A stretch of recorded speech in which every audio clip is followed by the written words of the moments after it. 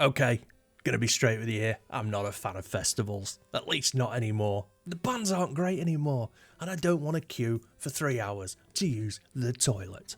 And damn, they're expensive now. And I hate camping. So yeah, I'm not a festival guy.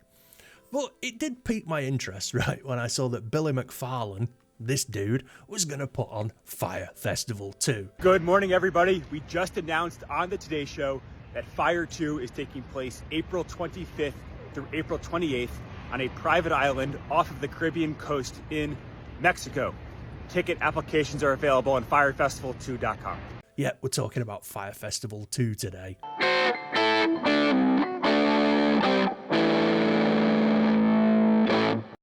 Okay, so I think that most people will know what happened at the first Fyre Festival, and that's probably down to the Netflix documentary, which was one of the most cringiest, most genius documentaries, both at the same time, that I've ever seen.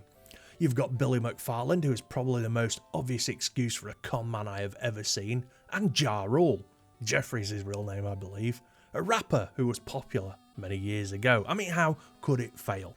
This week, we will begin to release the lineup. We'll have DJs, rappers, reggae artists, pop stars, but also athletes, divers, models, pilots, and creators who will lead the experiences for our guests. So Billy and Jeffrey managed to convince a ton of rich white kids that paying $3,000 to see Blink 182 at a laser show was the best idea ever. Genius. I mean, Blink 182 had peaked like 15 years before the festival.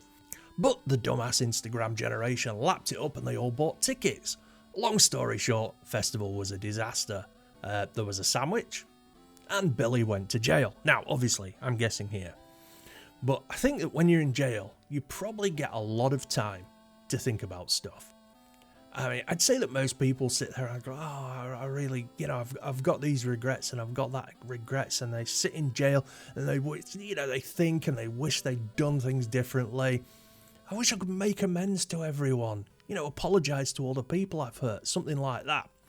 But oh no, not Billy McFarland. Billy was sitting in jail and he was thinking, when I get out of here,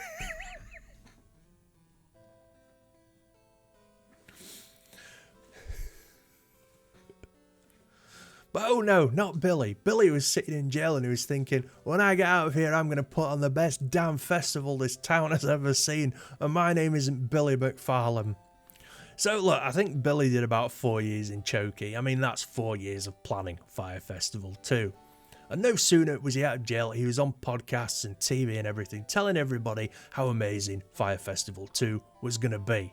If you and your friends want to ATV through the jungle with the Super Bowl champion, if you want to swim with the sharks with a pop star, or if you want to learn MMA on the beach with a UFC champion, DM me and I'll personally help you and your friends get set. I'm serious.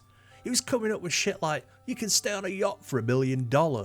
If I had $1 million spare, I could probably stay on a yacht anyway. You can fight an MMA fighter on the beach.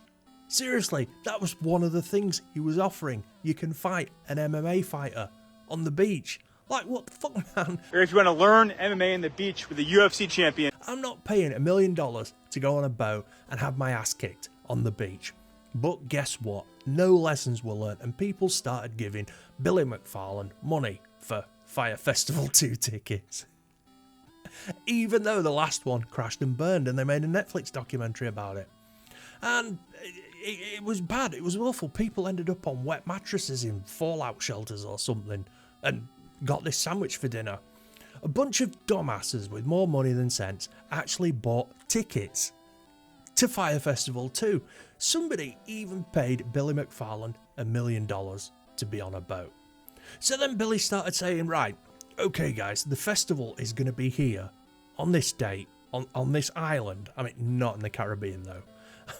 Billy goes back to the Caribbean, he's getting his ass kicked. So Billy chose Mexico.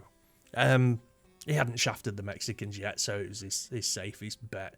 So Billy's saying, yeah, Fyre Festival 2 with added cage fighters on this date at this place. But then the bosses of the place and the islands where Billy mentioned, they were all like, excuse me, there's no festival here, senor. So for most of us, that would be a red flag. But people still kept buying tickets. So then Billy was like, oh, shucks, my bad. I actually meant this island. And all the Instagram kids were like, sure, Billy, yeah, sure thing, Billy. You need some more money. Anyway, the festival's supposed to happen this week, 25th, I think, but it's not because Billy can't find an island he likes, or that likes him, or that has the actual infrastructure to actually hold a festival at the size of festival that Billy wants to do. So, I think, right, we should bring in some kind of law. Like, seriously, I really admire Billy's front. That he can rip off people for like $30 million, get thrown in prison, come straight back out and say, I'm going to do it all again. I regret nothing. I need the money. So I reckon the new law should be that if you give Billy McFarland any money at all for anything, after seeing that Netflix documentary, he should be allowed to keep it, no matter what.